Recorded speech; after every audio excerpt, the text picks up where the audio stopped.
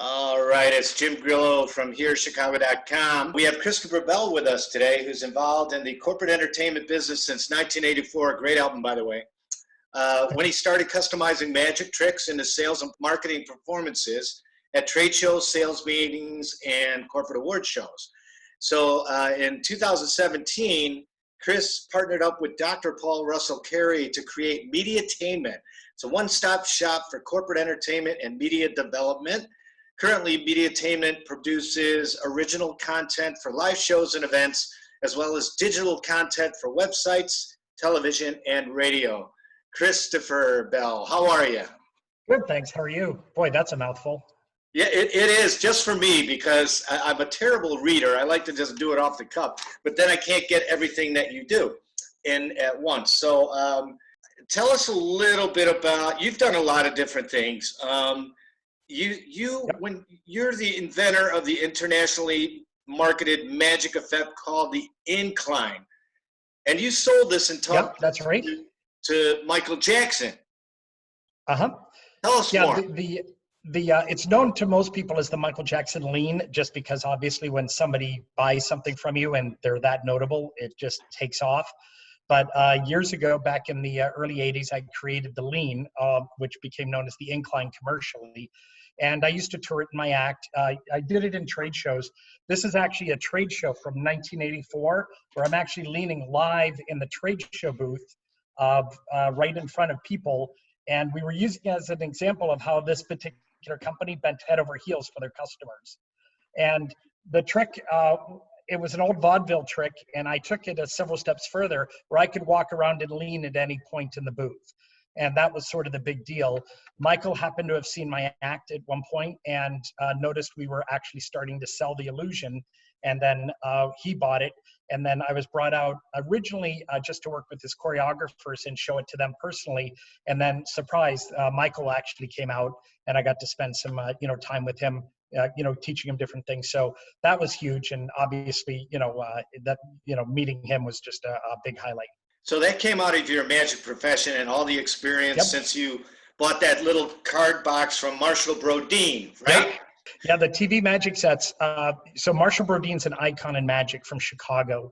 And he was the first to really get magic on television and sell these TV magic kits. And I was in 4th and 5th grade when they came out. And I took to it right away. They had like the milk pitcher trick and the billiard ball trick.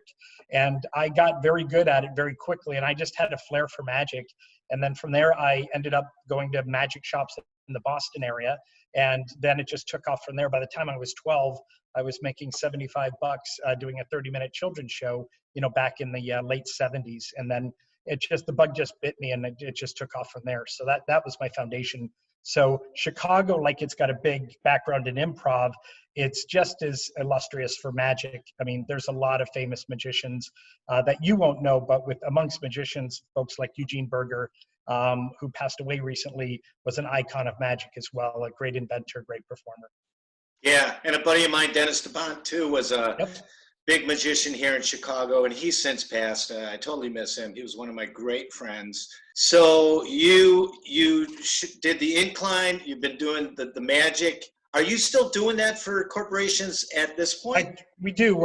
So I had, back in the early 90s, probably about 93, 94, I started branching out and developing companies. So I became an entrepreneur, and I still did magic in my sales meetings. I found magic was a great way to train salespeople, teach them how to relate to people. It's always been a part of what I do. Publicly, I don't do a ton of shows as Christopher Bell anymore. I do a few, but not very many. And then as we developed Improv Unlimited, we created another show called the Comedy Improv Magic Show. And the show is kind of like Whose Line Is It Anyway meets David Copperfield.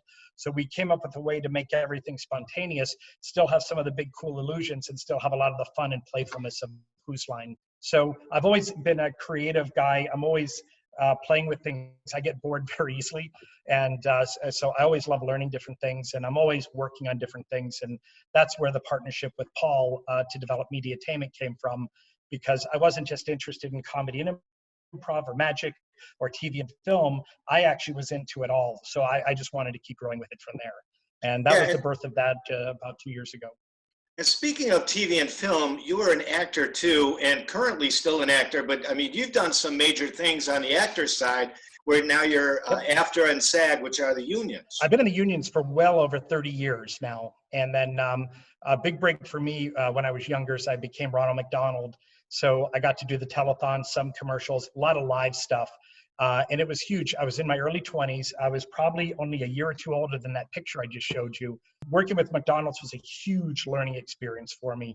I learned a lot about working with corporate clientele, and I was working with major celebrities, like at the time, Robin Leach and a lot of other well-known names at the time where I'd be at these fundraisers and that sort. So Ronald was a huge thing for me, and the amount of respect I've got for McDonald's with the Ronald McDonald Hospital charities and the Ronald McDonald houses, to this day, I still support those causes. It's just, he's an institution. I mean, can't say enough great things about my personal experience with it. Yeah, and not only do I find that interesting, but I say that and I ask that because you have lived it. Like, you just didn't, say, oh, I'm going to start doing virtual events and this and that, and or start a company with a doctor called Mediatainment. Right. Like, you've got that experience that is it's tried and true, and it comes from you. That's where it all is. I'm very lucky with the group that I work with. Sherman Edwards, I work at the office, and then heading up our sales end, we've got Tom Porter. And I've always been really good about surrounding myself with great people. And we knew getting Mediatainment off the ground, we had something special. It was just a matter of getting the right pieces together. And then, we've just steadily been, expanding through corporate events and video and film work. And we're also really well known for our live shows like Improv and Mystery Unlimited. We do a ton of murder mysteries all over the country as well. And then we have also got another newer division in the last 2 years called Game Shows Unlimited. So we're using game shows a lot at corporate events to help educate and motivate in those situations. And then just game shows for fun for big family events or big events that people, want something bigger and, bigger.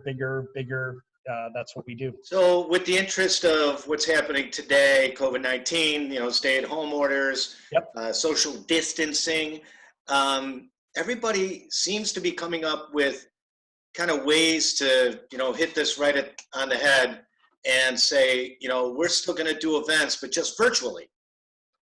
You're doing the same thing. So tell us about, how you came about doing in a virtual event, and how's that going for you so far? Before this whole COVID thing, Mediatainment, as in our name, we fused together the best of entertainment and the best of media.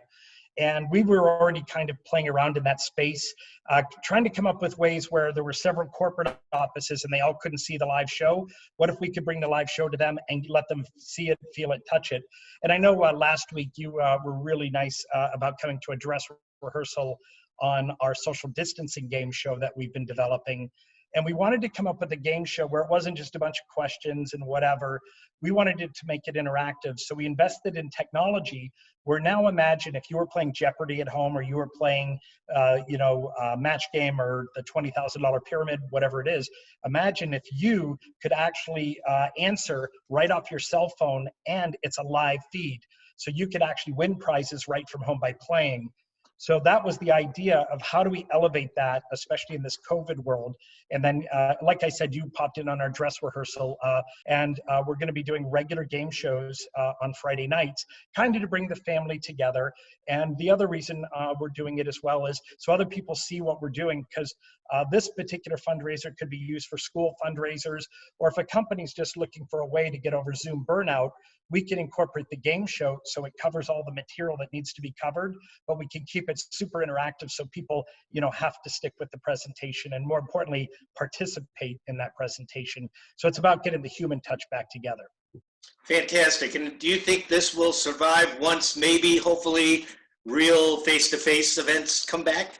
I think so. The reason is originally the idea for this show was we'd be doing a live show, but let's just say you couldn't go to the convention because your wife was sick or you had whatever situation. Now imagine at a convention, if you could still vote from home or you could still participate without having to be there. So at least you had that sense of still being a part of what's going on.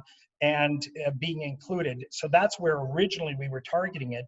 And now one of the things that gave us the advantage with COVID is we'd already done a lot of the homework on that. And now for us, we're very picky about that the host has to be right, the tightness. When you're working, as you can tell in our broadcast now with Zoom and similar technology, there's always this lag issue potentially. And we've been just coming up with techniques so we can avoid having the lag issue and still keep things moving. So we're really always trying to innovate and plan ahead. And we just don't want to slap content out. We want the content to look good, be informative, and obviously either answer a question or solve somebody's issue or problem.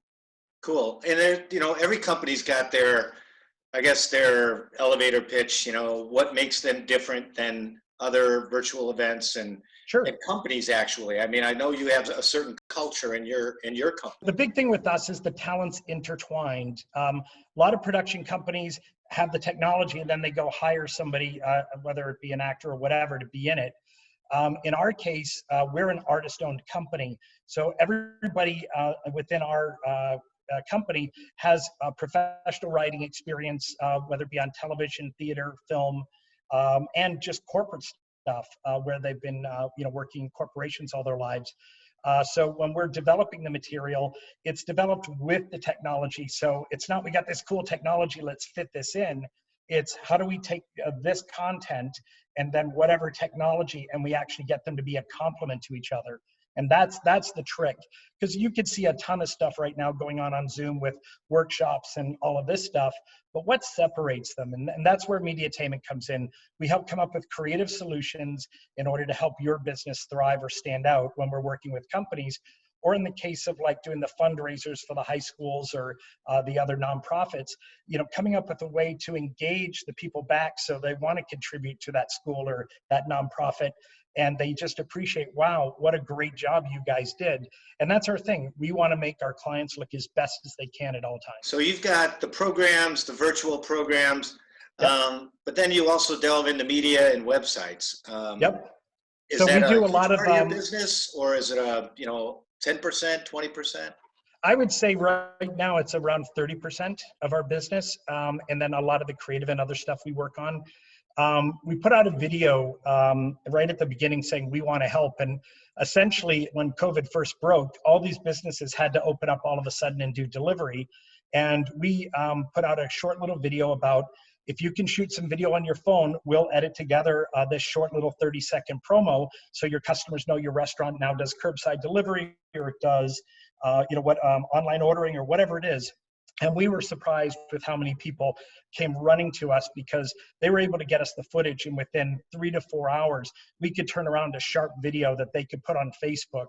So, being able to adapt quickly, and our editors loved it because it was creative, fun, and, it was like bang, bang, bang, bang, bang. So we love that, kind of thriviness. We love kind of diving in. We're almost completed here. Do you have any other parting thoughts that you would like to give us?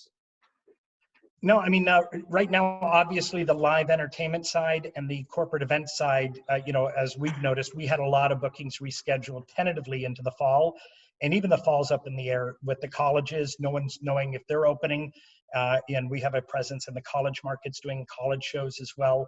So that's really the big thing, is it's adaptability right now, and how are you going to meet, to your market. So, we also have always specialized in working with other production companies and other clients. So we're open to working with everybody. So it's very common you'll see us working with, sometimes even other competitors, just because working together, we're going to do something better than we would apart. So our thing is about coming together and working with everyone. So whether an event planner needs just great live entertainment, we can do that. Or if an event planner needs projection screens and the live entertainment, we're a one-stop shop that not only can pull off the technology, but we do it in a way where it makes sense, that it's going to make the production look that much better. And we're known for our communication. Clients love that. We're very thorough. We follow up, and we make sure that we hit our marks. Fantastic. Well, thanks for joining me today, Christopher. And if you guys are interested, you can find Mediatainment on herechicago.com under the corporate activities category, as well as under team building / virtual events. You can find the virtual events programs that are going to be listed on that page as well, including Mediatainment. So Chris, I really appreciate you joining me. It's a joy to talk with you. Again, I know this is take two. We had problems with some technology and Zoom, so we just said, we'll do it tomorrow, which is today. So here we go. There we go. All right, thanks, Jim. Thanks. Thank you so much, Chris. All right, bye-bye. bye-bye.